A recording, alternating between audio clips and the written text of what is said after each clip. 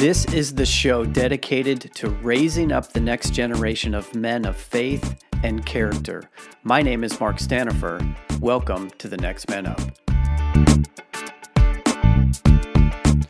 Hey guys, welcome back to the Next Man Up podcast, and for your commitment to raise up the next generation of healthy and godly men, because when that happens, everyone benefits.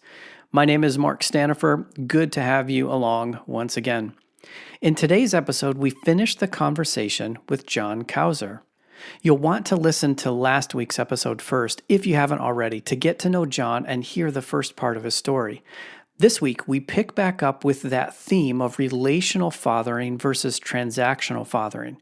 Jon talks about how an adoption prompted him to revisit his past wounds, and we'll introduce you to All Pro Dad, the organization in which Jon serves as the regional director for the state of Ohio. There are some really good nuggets and some laughs along the way in this one. I know you're going to enjoy it. Oh, and quick reminder, if you want to give us any feedback, our email is feedback@thenextmanup.com. We'd love to hear from you, how the show is impacting you, how you're engaging with the stories and the content, or maybe some suggestions on how to make it even better. Okay, guys, let's finish this. Here's part 2 of my conversation with Jon Couser. So let's go back for a moment and pick up, because I kind of took us down a trail there, but pick up the story. So I heard in your plan that you made with your wife early on 4 kids. Mm-hmm. You now have 5. That is a true story. And so I know there's a component of that is part of you've used this word a number of times, your evolution as a father. It didn't stop with the 4 kids, and in fact, you fill in the blank. Talk about that. Yeah, so you are correct. We said 4 kids. We both agreed. It should have been a fight that never happened. We both said 4 kids. But we were very successful at having children, and I have a tremendous amount of respect and love for those folks who aren't. So we have never taken that for granted. Yep. So that's not bragging. That's just statement of fact. And the reason that's a statement of fact is our kids are, 14 months apart, 13 months apart, 13 months, something like that. My wife would know exactly, but you get it. So it just happened. So we had 3 sons, which is awesome as a dad, to have three opportunities to carry on the family heritage. I'm very excited for them. They're all great human beings thus far. And then we had our daughter. So it was like, awesome. Three males, a daughter. This is it, right? We hit it all. We've got our nice mix. We've got our boys, our girls. What possibly more could we want? And then in that moment, my wife, who loves kids, looks at me and she says, "Are we really done?" And we were both still rather young. And so, for whatever reason, these words literally came out of my mouth. I said, "I don't know, but what I do know is that there are a ton of kids out there who aren't going to have the same experiences with love and all that stuff that our kids are. So if we do get serious about having another kid, I think we should adopt." And I was not evolved at that time, so I have no idea where that came from. But that is legitimately what came out of my mouth. And so I thought I was in the clear because 5 years went past and it never came up again. But our youngest daughter at the time turned 5, and my wife is like, "It's now or never." And I was like, "What are you talking about, now or never?" That was 5 years ago, right? You put it out of your mind. I literally had no idea what now or never meant. Yeah. And she's like, "Adoption." Oh, now or never, honey. And she brought it up, and as my wife does, I mentioned she's a communicator. She's also one of those types that if you say we need to buy a new coffee pot, she will lose 3 days researching every coffee pot in the world and tell us exactly which one we want. Yep. So she did all the research, and she came back and she said, "Now or never, here's my PowerPoint presentation." We can go through it line by line if you want, but we need to do it. Yep. And so we ended up on this incredible journey which is truly probably when I've evolved the most. But this incredible journey, and 2.5 years ago, we came back from Colombia with our youngest daughter, who was 6 at the time. And as we tell her, 2.5 years ago, you joined your forever family. Yeah. And that's how we went from 4 and all in agreement to 5 and all in agreement. So now we've got 5 kids and just making it happen. Yep. Which is yet another, that international adoption is yet another thing that you and I are discovering we have in common. But there's something happened along the way, right? So keep the evolution story going, because while adoption in and of itself is a component of the story and how you grew your family, which is great, there's more to what's going on with you as you begin to parent a 6-year-old who's joining your house for the first time and spent the first 6 years of her life somewhere else. Yeah. So it starts with this task-oriented idea of parenting. Okay. So back at it. Right? That recurring theme.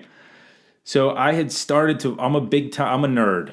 I have no problem admitting that. I'm a nerd. I'm a big-time reader. I like paper. I like to, highlight and put notes in the margin.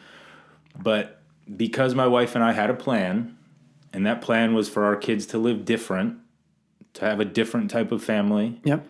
I was self-aware enough to know I don't know what different is until somebody else tells me. So I had done some reading and some research, and I had started to evolve, right? So provider went from this very transactional to you provide finances, right? Financial support for your family, to, I also need to provide emotional support and spiritual support. Okay. So I had broadened what it meant to be. Rounding out provider. Yeah. And then the next one was, all right, discipline is not just about punishment, is the word you used earlier. It's also about coaching and feedback. Okay. It's about, I need you to do something different, but from a business perspective, the reverse psychology, I need you to understand and want to do something different, right? I need you to see the value in choosing to be different. So discipline became not that direct, spare the rod, spoil the child type stuff, but more of a, hey, I'm going to give you coaching, I'm going to give you feedback. It's going to be both, positive, opportunity driven, and we're gonna operate that way. Yep. And that started to work. And then fun became less about these grandiose gestures, because it turns out I don't like crowds, and grandiose gestures always involve a crowd. Okay. But it came more about finding ways to engage with my family on a regular basis. I love that word, engage. Use it all the time. So huge. Yeah. Right? So it was more about, how do I live life with my family and insert fun along the way. Okay. And then the final one was like, communication didn't always have to be planned, right? It was just kind of like, hey, if you're around, if you're engaged, communication just naturally happens. Yeah. And sometimes the spontaneous conversation is the best. And so that evolution was taking place, and all of that became much easier when I realized the key to all of that, to going from task-oriented to relational, is you have to be present. You have to, there's that, it might have reached the level of cliche by now, but this, where your calendar is, your heart is. Oh, yeah. Yep. But it was like, I got to live it. So that was the evolution I was on. And I will tell you what, I struggle at times with pride. I'm a man. We all do. We had it down, man. Like, our 4 bio kids, I couldn't be more proud of them. Most of it's my wife, but I'm going to take a little bit of credit since I'm the one talking. But like, they get it. They're polite. They work hard, right? They don't expect anything. They are generous. They do all these things. And so I was like, we did it well with 4 kids. They're all awesome. We're adding a 5th. We have this task-oriented plan. The system is working. The system is working. So you know what time it is, Mark? It's time to execute the system. That's right. And so we started executing the system with a 6-year-old girl who came from Colombia, who had no prior experience with the system. Yep. And I will tell you what, guess what? It didn't work. The task-oriented system just did not work. Even though the intent was there and you had created an environment for your bio kids to thrive and you were doing better and different, you come face to face with a new person and the system no longer works. No, the system didn't really work at all. And so what did I do? I did what dads do. I doubled down on the system. Right. Just work the system harder. That's right. The system can't be broken. I've got 4 pieces of evidence that say the system works perfectly. Right. All I got to do is work the system harder. Right. And how'd that work for you? It worked the same way as it did the first time. It didn't work at all. And, like a lot of men do, I got frustrated. At times that frustration came out in anger. Yeah. And it was just like, I came to grips with the fact, maybe I really don't have all this figured out. And that was really hard. But one thing I left out of our earlier conversation about my wife and I having a plan, and that being one of the things that kept us together and brought us closer and helped us grow, one part of that plan was both of our hearts break for children who are in bad situations. So even though the plan was failing miserably and the system and the tasks and none of it was working, what we knew is that we weren't going to give up, right? We loved our daughter and there was nothing that was going to happen that was going to change the fact that we love her. There was nothing that was going to happen that was going to make us say, you know what, this is too hard. And so I just was like, okay, I gotta figure something else out. And so I was reminded, so if you've ever adopted, there is at least in our agency, they made us take a lot of training to prepare us for adoption. I call it scared straight training. So what they tried to do was tell us all the worst things that possibly could happen to make sure we were really into it. Yep. But there was one thing that was the basis for all of those conversations, all of that training. And it was this idea that children in adoption situations have often experienced early childhood trauma, which was like, duh, right? Makes total sense. And because of that trauma, there are lasting impacts on their social, emotional, and physical development. Mm. And so every time I get frustrated, God would plant this seed in my head.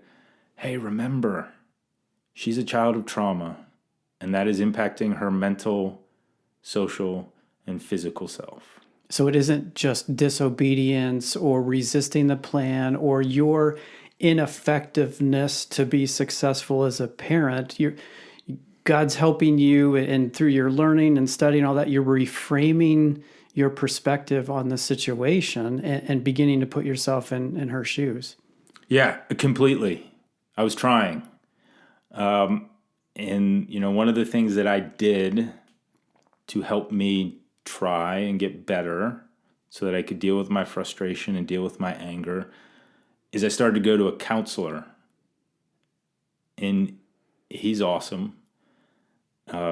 He's helped me tremendously. And one of the things he did is he turned me on to a book called The Body Keeps the Score. Okay. And I'm not recommending that book to anybody because you have to be a nerd to appreciate it. But if you're a nerd, go read it because it's great. Or if you've experienced trauma, it's great. But this book just really painted the picture of here's all the different types of trauma. And here's all the different ways that trauma can impact you. And trauma is not the same for everybody. And what happens to me might not be traumatic, but if it happens to you, it might be the most traumatic thing you've ever experienced. And it's going to impact you one way and it's going to impact me another. Yep. And so what I began to realize was, some methods of helping my daughter cope with life, which helped me think about the relationship that I wanted to have with her and get out of that task-oriented, task-focused parenting style and say, okay, I need to preserve the relationship as much as possible above executing the task list. And that's not failure, that's an evolution. And it also turned me on to the fact that, oh my gosh, because of what I experienced growing up, I too can wear a child of trauma t-shirt, right? I too am just the way that I am because of what I experienced, my lived experiences. And that turned on a whole bunch of other lights for me, which kind of jump-started the evolution in a very positive way. So without even realizing it, one of the gifts that she brings to your family is an opportunity for you to continue to process, work through your childhood in the process of trying to help her get through hers in a good way, right? And focus on that relationship. Yeah, and it's amazing. I actually have never thought of it that way. So you'll get a gold star for helping me out on this. But yeah, that's exactly right. I'm a huge believer that everything happens for a reason. There are no coincidences. And if if you're self-aware and you're thoughtful, it's really hard, in my opinion, to A, not believe in God, and B, think that the world is just a series of lucky, happy accidents. But you're absolutely right. Like, she has totally just her joining our family hasn't just made her life different, and I'll put the word better in there. That's up to her to decide if it truly is better, but it's also made my life better. Yeah. And it's a blessing to just be part of it. Yeah. Good for you. Yeah. I mean, obviously there's a part that you play, and there's humility, and you are a self-described learner, and there's courage involved in doing that deep inner work. But like you said, a blessing that came along with the adoption that you didn't even anticipate. So let's pivot here a little bit, because I know another significant part of your story and the way that you're giving back beyond just your family is the work that you do with All Pro Dad. And we've referenced All Pro Dad in this context. We've used some of their articles to spur some discussion and create some content here for us. But for the listener out there who's not familiar with All Pro Dad, tell us about All Pro Dad and really what drew you into that organization. Yeah. So it's another theme from this podcast. My wife made me do it. Maybe we should stop here and then just go get Kristen and bring her into the show. And no, she's camera shy, okay. Which isn't true either. But so what happened is, so All Pro Dad is this. It's a national organization. It's part of the Family First network of I don't know what you call it, Family First network of just opportunities to pour into the lives of families, moms, dads, kids, etc. Okay. My wife was our school's PTA president, and she went to a national PTA meeting, and there was a person there talking about this All Pro Dad program, and they did the whole, and you should start one in your school, and you should start one in your school, see where this and is you should going. start one in your school, and everybody gets a free kitten. And then she comes home, and she's like, guess what? I'm like, I have no idea. She's like, you're going to start an All Pro Dad chapter. And I was like, you mean that book that I read? Because there's also a book by Mark Merrill, who's a big part. He's the founder of All Pro Dad and I think Family First as well. And she's like, that's exactly right. And that's why you're gonna start one. And so I did. And that was 7 years ago. So for 7 years, I've been part of this amazing program. And I call it a family of just dads and other people who want to love on kids. And so what that looks like is that it's a monthly school gathering where dads, and I add, and other positive adult male role models. Okay. Father figures. Father figures. Sure, yeah. Yep. Some of the best ones are grandpas or big brother or whomever. Yep. But they come to their school and they enjoy breakfast. So it's the dad and their kids, and then they engage in meaningful conversation and activities centered around a character-based curriculum. Got it. So once again, it's taking the transactional nature that some folks take to being a father and turning it into a relationship, right? So it's conversation. It's breaking bread. It's sharing time together. And so what that really looks like, nuts and bolts, is once a month, you invite the dads to come to the school with their kids. I always say that, with your kids. Because if you say, dads, I want you to come to the school and talk about honesty, they think they're coming to talk about honesty amongst other dads and no one shows up. So dads, bring your kids.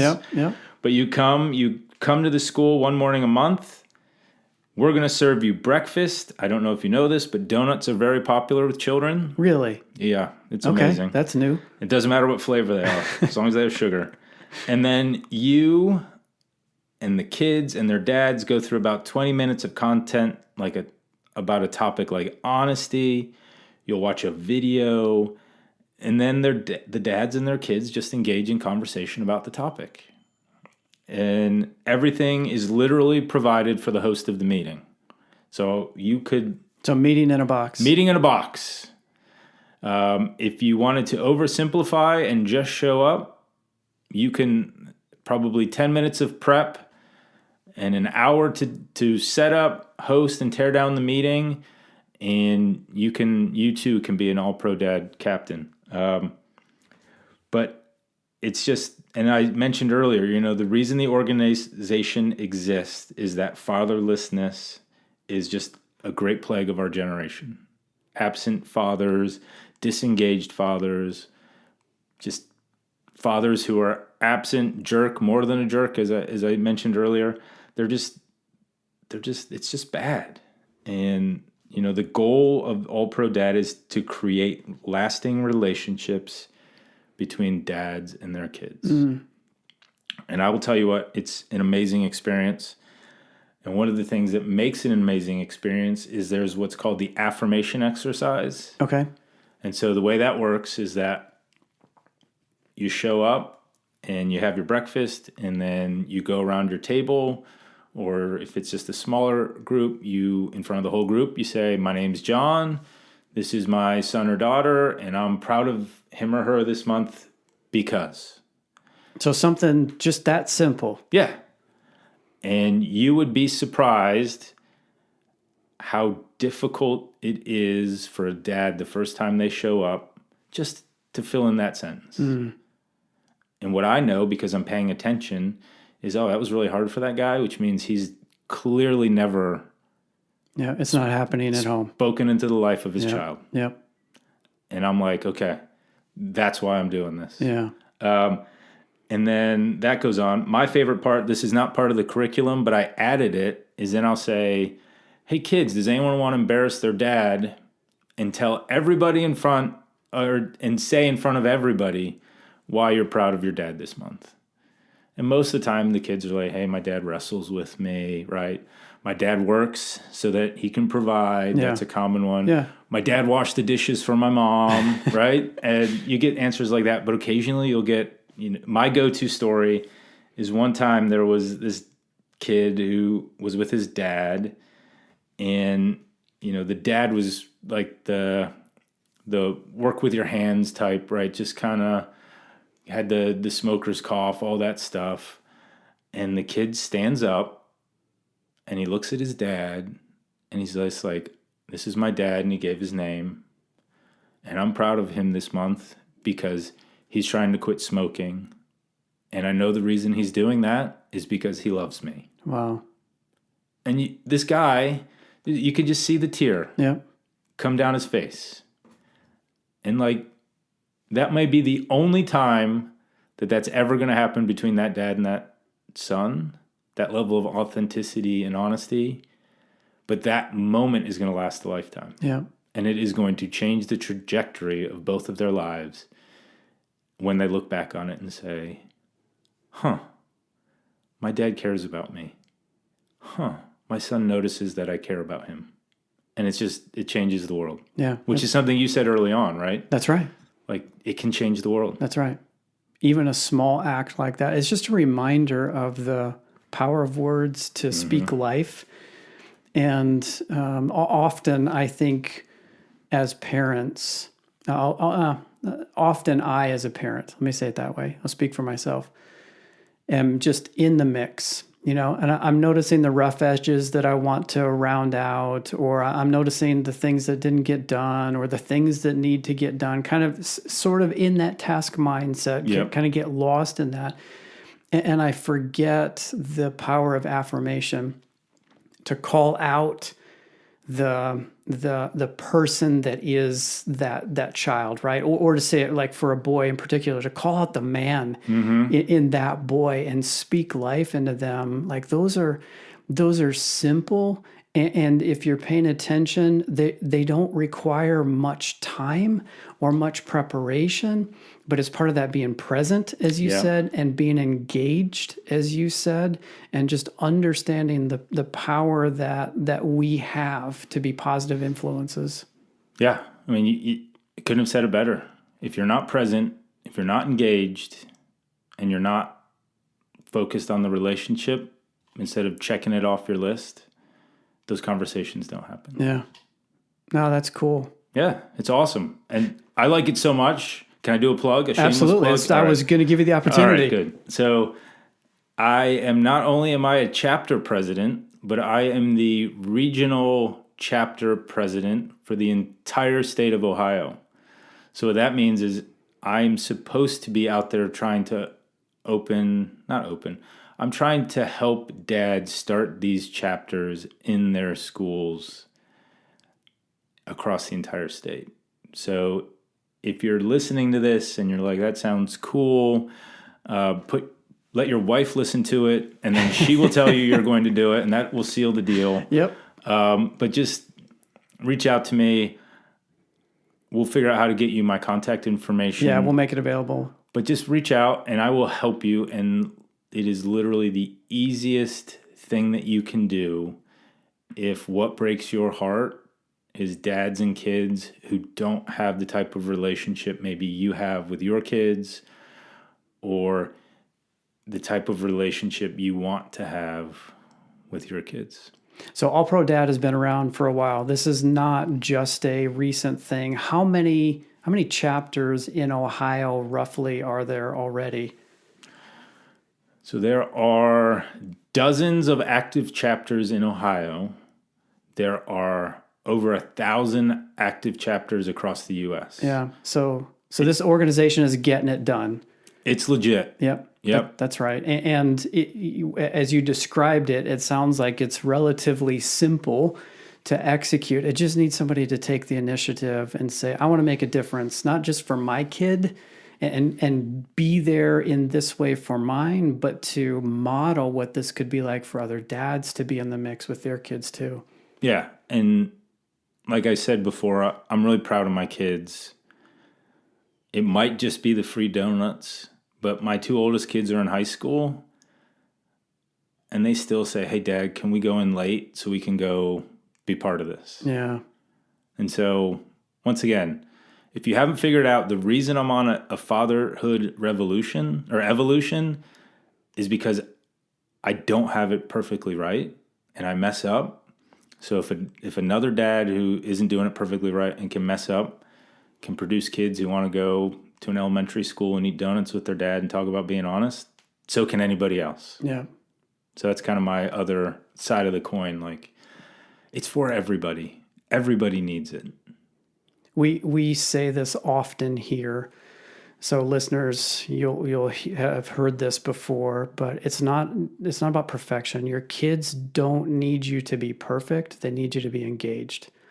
And here is a really cool way for you to help other dads to be engaged. So we'll put Jon's contact information and the website in the show notes if you want to reach out to him. I know he'd love to have a conversation with you about that.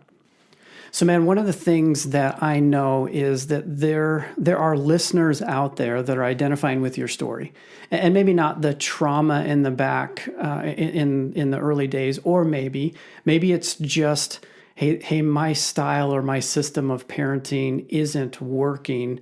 You've been able to navigate through this. For that dad that's out there listening, that is like, boy, I want to be able to make this evolution that Jon is going through. What do you say to that guy? The first thing I say is stop pretending and admit it. Like, it turns out that the only person I was fooling was myself. And my wife loves me, so she would be very courteous about my shortcomings and how the system wasn't perfect. And she'd point out little ways, but she loves me. She's my biggest fan. We're doing life together forever. So it wasn't until I admitted that, hey, maybe we need to try some different things, that she was ready to say, yeah, okay. I agree. Yeah. So that would first, stop pretending, admit it. Second thing is, you really got to find someone else that you trust, like a friend or your group of dudes, and let them know. Because that's less about you. They'll be there to support you. And it's more about you creating a safe place for other dudes to realize that it's okay to admit that they don't have it all together. It's okay to not be okay. Yeah, it's so okay not to be okay. And that is one thing I've found on my journey, is the more I let other people know I'm not okay, the more people come out of the woodwork to let me know that they're not okay too. Yeah. And not because they want the answers or think I have the answers. They just have never found a place where they can be honest and admit it. And so you will find that people will be drawn to you, and they'll want to be part of that too. And then just make small changes. Like, that's not a me thing. That's just popular knowledge. Just make a small change, right? All those books, Power of Habit, The Habit, whatever. Any book with the term habit in it says the first thing that you should start doing is just make a small change. So once you've admitted it and you've stopped pretending and you're talking to people about it, and your wife says, hey, maybe we should do this, don't find the reason to say no. Just do it. Find a way to do it. Yeah, try it out. Yeah. Try it out. Yeah, that's good. Well, guys, as you are listening to this, as we always do, the challenge as we wrap this up is really, what are you going to do about it? So you've heard a compelling story, you've heard some suggestions, some ideas, and I don't know where this finds you or how this finds you or how you're reacting to it, but as Jon just said, there's an opportunity to make some small change. So before you turn this program off and run off to the next task that you got to accomplish or the next thing on your agenda, take a minute and just think about, what would that small change look like for you? Maybe you're rocking it as a dad, but you can still keep growing. Or maybe you're on the other end of the spectrum and a small change would represent a significant change. Whatever, wherever, what is that small change that you can make that will help you to keep growing as a man and as a dad in impacting the generation that's coming behind you? That's the challenge that we'll leave you with. Jon, what a pleasure to have you on the show today. Thank you for your willingness to share your story. I know it comes out comfortably, but I also want to acknowledge the courage that it takes, the vulnerability that you're creating here. And I know you get it, but to be able to stand here in front of this microphone and in front of this audience and share what you did, and to be okay with not being okay, it takes a lot of courage. But as a man, like that is what we're trying to foster in manhood. So props to you, and thank you for bringing it today. Yeah, thanks, Mark. I'm glad we live in an environment where you can't hug me, because I'm not a hugger, but that's another thing you need to know. Jon is not a hugger. Okay, good to know. All right? We should have started with that. We should have started. But we'll finish with that. All right. Dude, thanks for being here. Listeners, thanks for being with us as always. And until next time, adios.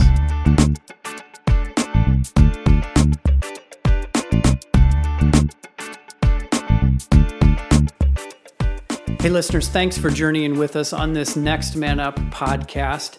You know, we would love to hear from you. Maybe you have a question or an idea, perhaps a topic for us to consider. If that's you and you want to reach out to us, you can get us at feedback@thenextmanup.com. That's feedback@thenextmanup.com. Again, we'd love to hear from you. Until next time, we'll see you later.